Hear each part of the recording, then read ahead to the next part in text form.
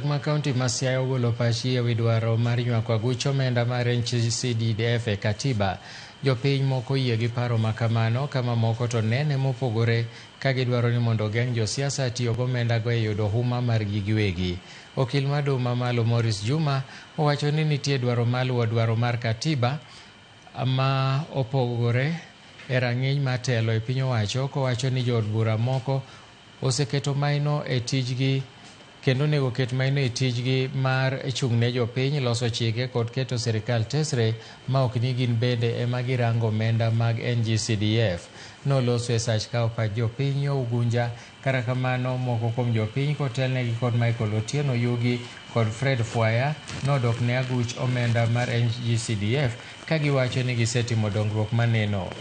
Ka 80% iromo kod okay penyo, do you know ni ng'eyo bende Article 2 ma jogi parliament dwa change? An gadiera gi bokwen gi kia. Omiyo the first thing mokwongo atamora adagi mondo bill ni kikali.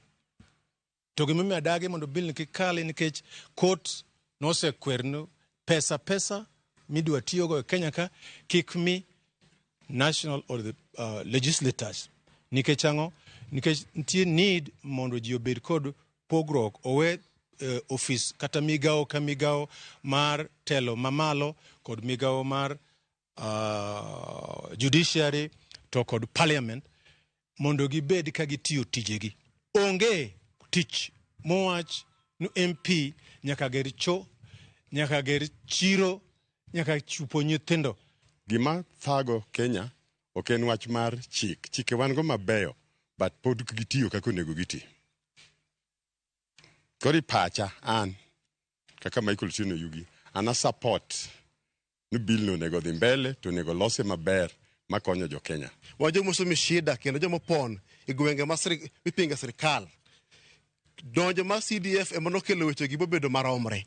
Kosa ni kata MP mari pingo sirikal ting'eyo ndaka mogik to pes gero school dhi biro. Ing'eyo pes basari dhi biro. Moko chuno nyaka mjumbe marwa go chonge pinye teno president.